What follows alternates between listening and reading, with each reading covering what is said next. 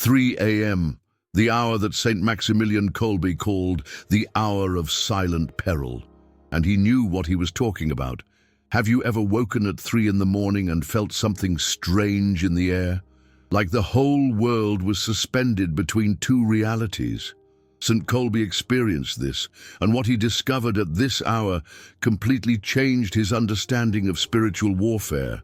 But before I tell you what he never wanted you to do at 3 a.m., I need to take you back to that moment. Auschwitz, 1941. The stench of despair hung in the air like an invisible curtain. Kolbe was in cell 18. It was always at 3 a.m. that he heard them. The whispers, the presences, things moving when nothing should be moving. And it was there, in that complete darkness, that he understood something the church had guarded for centuries. Something about this specific hour. Something he scribbled on tiny scraps of paper hidden in the cell wall. Do you know why at 3 a.m. the world seems different? Why at that exact hour you feel more vulnerable? St. Kolbe found out, and what he discovered will make you rethink every night of your life. But let's take it slow, because this story has layers no one has ever told you. St. Maximilian Kolbe wasn't an ordinary saint. He was a man obsessed with one thing: protecting souls. From a young age he had visions. Our Lady appeared to him and showed him two crowns, one white of purity, one red of martyrdom. He chose both, and it was this choice that led him to understand things other saints never dared to touch. The spiritual dimension of time, the hours when the human soul is exposed, and especially what happens at 3 a.m. Have you noticed that most serious accidents happen between 2 and 4 a.m.? That more people die in hospitals at this hour? That's when most suicides occur. St. Kolbe knew why. During his years in Auschwitz, he observed a pattern. Always at 3 a.m., something happened. A prisoner died. Another went mad. Screams came from nowhere. And the guards, even the cruelest, avoided patrols at this hour. As if even they knew something was wrong. Kolbe started taking notes, tiny fragments written with ashes on the cell floor. And what he discovered was this: at 3 a.m., the veil between the physical and spiritual worlds thins, dangerously thin. It's the hour when Jesus died on the cross, 3 hours after noon, which in Roman numerals was the 9th hour. And there's a spiritual rule that says, what happens in the light has its reflection in the darkness. If Christ died at 3 p.m., then at 3 a.m. is when the opposing forces are strongest. It's when what is hidden manifests. It's when you are most vulnerable. And St. Kolbe discovered that doing certain things at this hour is like opening a door that should remain closed. But what was his warning? What did he say never to do at 3 a.m.? This is where the story gets interesting, because it wasn't just one thing. It was three specific things he saw causing spiritual tragedies in Auschwitz. 3 things that, according to him, attract presences you don't want near you. The first he discovered by observing a French prisoner. It was the winter of 1941. The cold cut like invisible knives. And every night, at 3 a.m., this prisoner did the same thing. He got out of bed and stared intently at the tiny cell window, but he wasn't looking outside. He was looking at his own reflection in the glass. At first, St. Kolbe thought it was just despair, wounded vanity of someone who wanted to remember who they were before ending up there. But after 2 weeks of observation, he noticed something sinister. The man's reflection was changing, not physically, but there was something in the reflection's eyes that wasn't in the real eyes, a different expression, a smile that wasn't on the real face. And every night, the man spent more time looking, as if he were talking to someone only he could see, as if receiving instructions. On the 21st day, the French prisoner attacked a guard with his bare hands. Without a weapon, without a chance to escape, without any apparent reason, he was shot dead instantly. But before he died, he shouted a phrase in French that St. Kolbe never forgot. He told me it was the only way out. Who was he? The reflection. That's when St. Kolbe understood the first rule: never stare into a mirror at 3 a.m., especially if you are alone, especially if you are in a moment of emotional fragility. Because at 3 a.m., you are not just looking at yourself. You are looking at a version of yourself that exists in another dimension. And that version may not have the same intentions as you. Sounds absurd. St. Kolbe thought the same thing until he saw it happen again and again and again. In the oldest spiritual tradition of the Church, there is a concept called shadow hour. It's the period between 2 and 4 a.m. when the spiritual world dangerously approaches the physical. And in mirrors, this approach becomes visible. Have you ever woken up at 3 a.m. and been afraid to go to the bathroom? To look in the mirror? Your instinct was right, because at 3 a.m., the mirror doesn't just reflect light. It reflects possibilities, and some possibilities are better left in the realm of shadows. But that was only St. Kolbe's first discovery. The second was even more disturbing. It had to do with something everyone does without thinking, something so common that you probably did it last week, maybe even yesterday, and if you did it at 3 a.m., according to St. Kolbe, you opened a door that might take months to close. It was March 1942. The snow was melting slowly in the corners of the camp, and St. Kolbe observed another strange pattern, this time with a German prisoner who had been captured for desertion. This man had a ritual. Every night, exactly at 3 a.m., he took a piece of paper and began to write. Letters. Always letters. At first, St. Kolbe thought he was writing to his family, a way to maintain sanity. But one day, he managed to see what was written. The letters weren't for the living. They were addressed to the dead, to soldiers who had died in the war, to relatives who had already passed away, to people this man had lost throughout his life. And the strangest thing, he wrote as if they could answer. "I await your answer on the next new moon." Ended a letter to his brother who had died 10 years ago. "I need to know if you've forgiven me," he wrote to a soldier who had died at his hands. St. Kolbe observed for weeks and began to realize that the man really received answers, not on paper, but through signs, dreams, strange coincidences, signals that always came at 3 in the morning. One night, St. Maximilian Kolbe saw the man talking to himself in his cell, but he wasn't alone. There were shadows moving around him, silhouettes that seemed to lean in to hear what he was saying.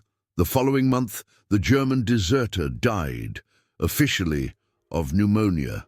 But St. Kolbe saw the truth. He died of spiritual exhaustion, as if his soul had been sucked into the same place where those he wrote to resided.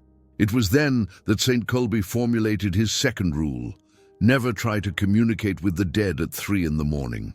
Whether through letters, directed prayers, or any form of conversation with those who have passed.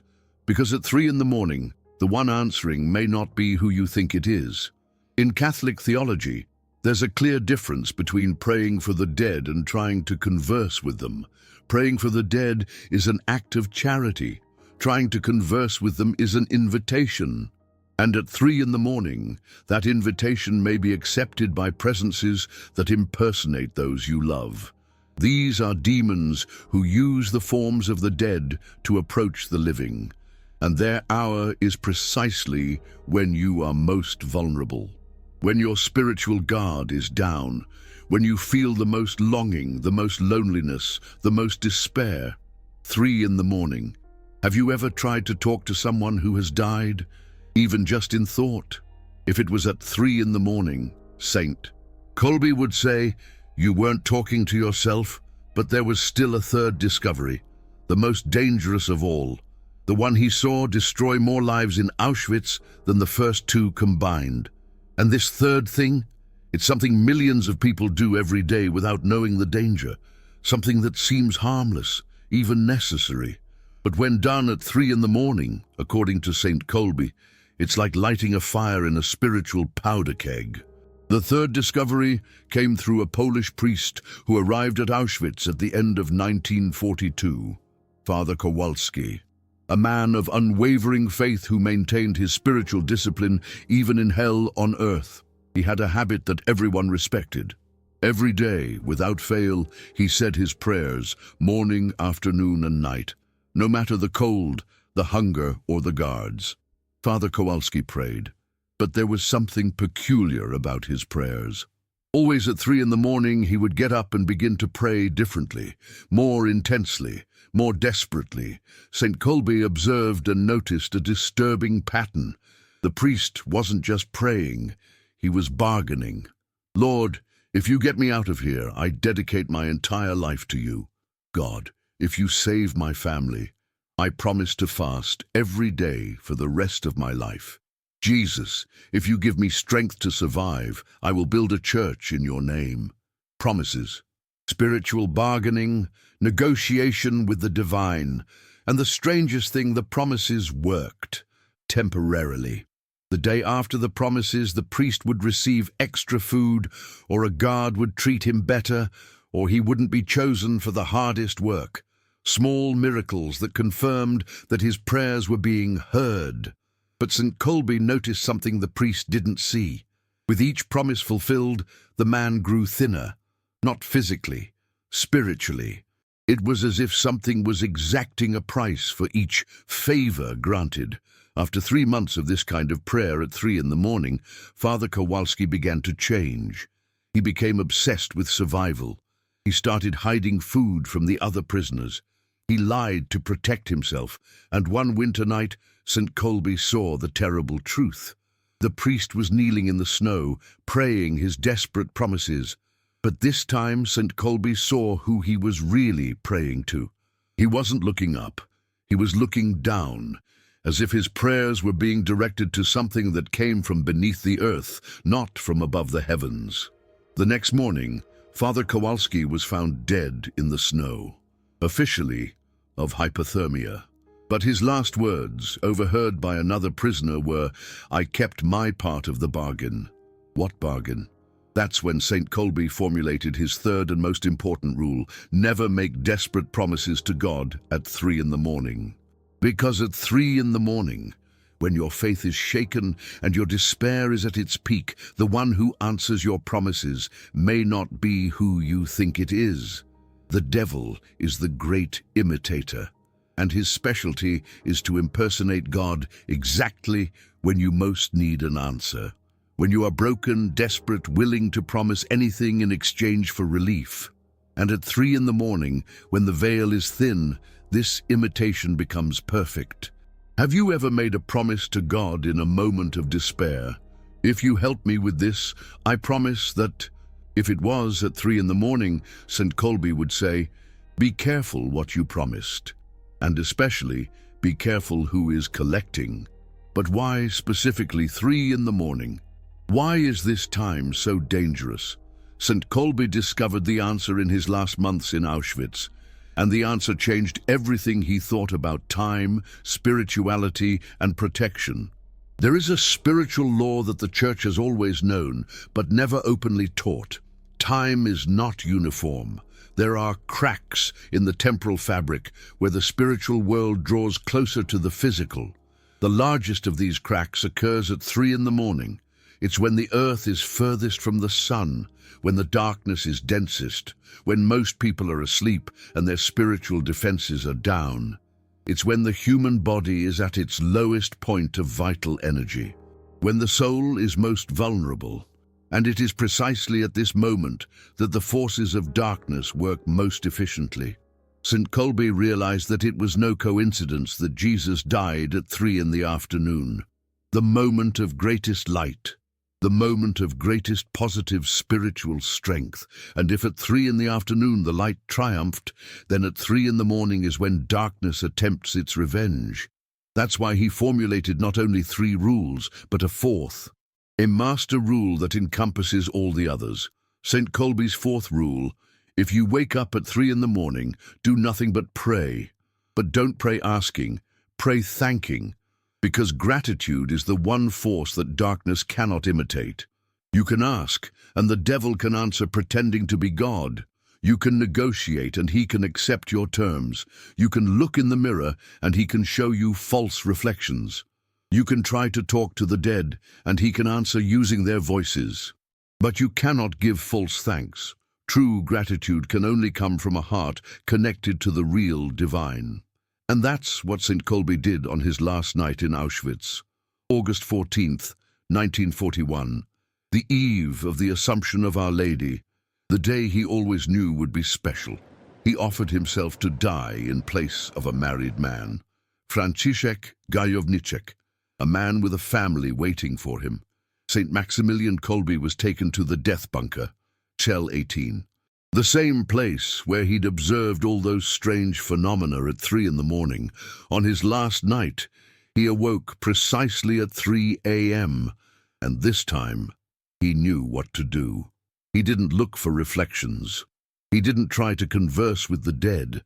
He made no desperate promises. He simply gave thanks. He thanked God for being born, for knowing Our Lady, for having protected souls, for discovering these truths about the spiritual world, and most importantly, for having the chance to die for love. And the guards who passed by the cell that night said something they could never explain. They said they saw a light emanating from Cell 18, a golden light that didn't come from any physical source, a light that remained there until the moment St. Maximilian Kolbe took his last breath. That was his greatest discovery, that at 3 in the morning, the shadow hour, is also the hour when the true light shines brightest. But only for those who know how to access it. And the key is simple, gratitude. But that wasn't the only thing St. Maximilian Kolbe left us. Because before he died, he managed to pass on a protection, a way to defend oneself during the 3 a.m. hour, a specific prayer that acts as a spiritual shield. He taught this prayer to 3 prisoners who survived the war, and those 3 prisoners passed it on to others, and so it reached us. St. Kolbe's protection prayer for 3 in the morning. But before I teach you this prayer, I need to tell you something important. This prayer is not to be used as a last resort. It's not for when you're already in spiritual trouble. This prayer is preventative. It's a shield you build before you need it. And St. Maximilian Kolbe was very specific about how and when to use it.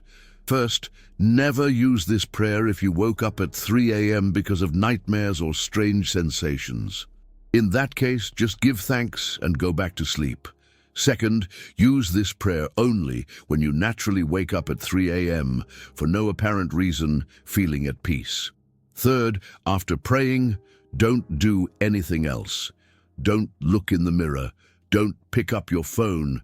Don't try to solve life's problems. Just go back to sleep. The prayer is this: Immaculate Heart of Mary, guardian of the silent hours, protect my soul in this moment of vulnerability. May no force of darkness approach me. May no illusion deceive me. May no false promise seduce me. I cover myself with your mantle of light and surrender this time to Jesus Christ. May his peace be my protection until dawn. Amen. St. Maximilian Kolbe said that this prayer creates a circle of light around whoever prays it, a circle that lasts exactly until sunrise. And there are accounts, to this day, of people who used this prayer and felt a protective presence around them, as if someone were guarding their sleep. But there's a 5th discovery by St. Maximilian Kolbe that almost nobody knows, a discovery he made in his last week of life. And this discovery changes everything you think about 3 in the morning, because at 3 in the morning, not only bad things happen, in fact, according to St. Kolbe, it's also the time when the greatest miracles can happen, but only for those who know how to access them. In his last week, St. Maximilian Kolbe discovered that there are 2 versions of 3 in the morning: the version of darkness, which he had observed throughout his stay in Auschwitz, and the version of light, which he only discovered when he was ready to die. The version of darkness is activated by fear, despair, loneliness, and vulnerability. It's when you wake up at 3 a.m. feeling bad, anxious, worried. The version of light is activated by peace, gratitude, surrender, and faith. It's when you wake up at 3 a.m. feeling calm, even without reason to be calm. And in the version of light, 3 in the morning becomes the most powerful time for prayer, the time when heaven is closest to earth, the time when your requests reach God faster. St. Maximilian Kolbe called this the hour of secret encounter with the divine, and he discovered that all the great saints had their main revelations at 3 in the morning, not the version of darkness, the version of light. Saint Teresa of Avila received her visions of Jesus at 3 in the morning. Saint John of the Cross wrote his main mystical poems at 3 in the morning. Saint Faustina saw the merciful Jesus at 3 in the morning, because it is at this time that the human soul is closest to its original state, closer to what it was before the fall, purer, more transparent, more capable of perceiving the supernatural, but only if you are in the correct spiritual state. And what is that state?